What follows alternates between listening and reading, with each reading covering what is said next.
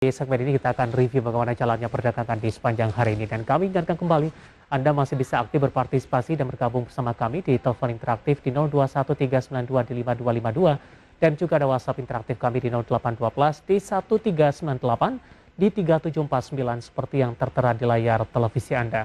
Dan saat ini kami sudah terhubung melalui saluran line telepon dengan Bapak William Hartanto, Technical Analyst PT Panin Sekuritas. Kita akan langsung sapa saja Pak William. Selamat sore, apa kabar Pak?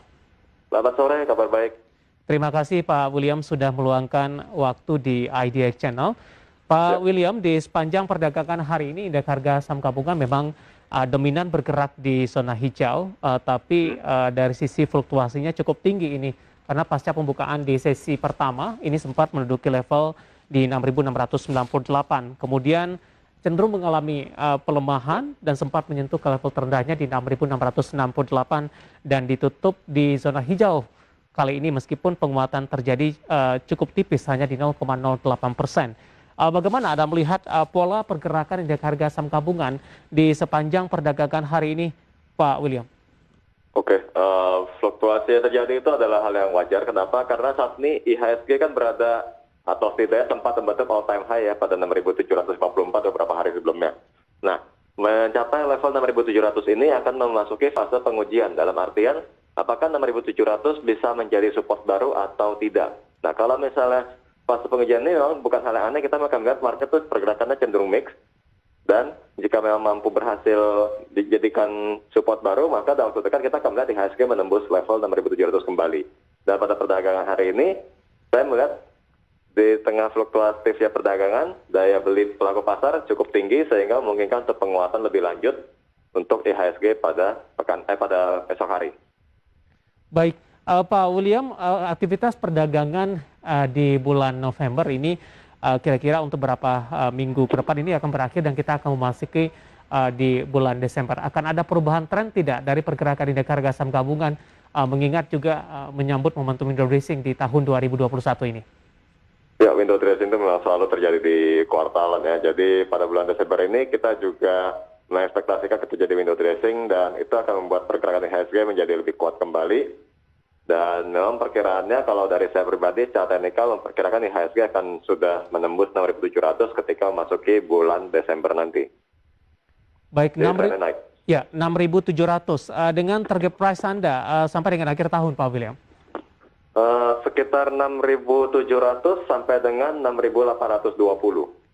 Baik, apakah masih dalam momentum untuk posisi saat ini di tengah fluktuasi yang terjadi untuk mengkoleksi saham-saham dan masuk kepada sektor tertentu? Masih, jadi ketika market sedang fluktuasi dan terjadi pelemahan terbatas, pelaku pasar atau investor bisa memanfaatkan kondisi untuk melakukan buy on weakness. Jangan nanti pas sudah rally baru berberan gitu kan. Justru saat seperti ini, apalagi kita masih retest di area 6.700 pada IHSG-nya, itu banyak banget saham yang akan memberikan kesempatan untuk buy on weakness pada area support. Jadi momen-momen seperti ini sebenarnya sangat disarankan untuk dimanfaatkan dengan melakukan pembelian. Baik, dari sisi saham, nanti coba kita lihat lebih detail dari saham-saham pilihan yang Anda rekomendasikan. Tapi paling tidak, dari sisi sektornya yang Anda nilai ini memiliki prospek ini, terutama dalam menghadapi momentum window dressing nantinya, Pak William. Oke, perbankan, otomotif, dan batubara. Baik, ada perbankan, otomotif, kemudian juga ada batubara. Baik, Pak William, di tengah dari fluktuasi indeks harga saham gabungan beberapa saham di penutupan sesi kedua hari ini tampaknya masih ada yang mengalami penguatan cukup signifikan dan ini juga cukup menyita perhatian Pak William. Di tengah fluktuasi indeks harga saham gabungan, momentum cuan, momentum penguatan signifikan masih terus terjadi. Saya cukup tertarik untuk membahas salah satu saham ini, ada Sentral Proteina Prima Tbk atau dengan kode saham CPRO yang sebelumnya saham ini tidak begitu dikenal, kemudian harganya cukup flat di harga 50 dalam beberapa waktu terakhir, namun tiba-tiba mengalami penguatan signifikan dan saat ini sudah menembus di level di atas 100-an begitu. Hari ini menguat di 13,64% dan ditutup di level 125. Bagaimana Anda melihat analisis dan rekomendasinya untuk Sentral Proteina Prima Tbk paling tidak untuk trading dimanfaatkan penguatan yang terjadi? Oh ya, ini menarik sekali saham ini ya. Jadi dari gocap sudah bangun. Untuk saham ini saat ini bergerak dalam support pada 98 dan resistennya mungkin kita ambil highest-nya pada tanggal 19 November itu 134, namun memungkinkan untuk lebih dari itu. Kenapa? Karena perdagangan hariannya itu tinggi sekali dan masih berlanjut pada hari ini. Walaupun kemarin sempat turun sampai dicek bawah ya dan hampir tidak ada transaksi, itu bukti bahwa tidak terjadi tekanan jual sama sekali sehingga masih membuka untuk penguatan lebih lanjut. Nah, sarannya selama saham ini masih bertahan di atas harga 98 itu bisa buy and hold. Dengan kata lain, jika turun di bawah 98 menjadi level stop loss ya. Nah, penguatannya atau targetnya kita 134 dan lanjutannya pada 152. Oke. Supportnya di 98, level di bawah 98 merupakan level stop loss. Target price pertamanya di 134, target price keduanya ada di 152. Dengan penguatan 13,64%. Ketika sesi pertama dibuka di esok hari, Anda masih rekomendasikan untuk masuk tidak untuk CPRO atau tunggu koreksi sehat terlebih dahulu? Jika dikasih kesempatan koreksi sehat, kita akan lebih bagus. Namun jika tidak, pada pembukaan perdagangan besok, mungkin bisa langsung melakukan pembelian dalam area 123 sampai dengan 125.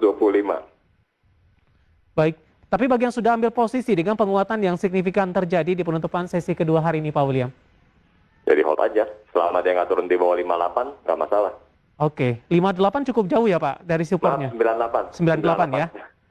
Baik, support yang bisa diperhatikan di 98, stop loss di bawah 98, target price yang pertama ada di 134 untuk CPRO, sementara target price yang kedua ada di 152.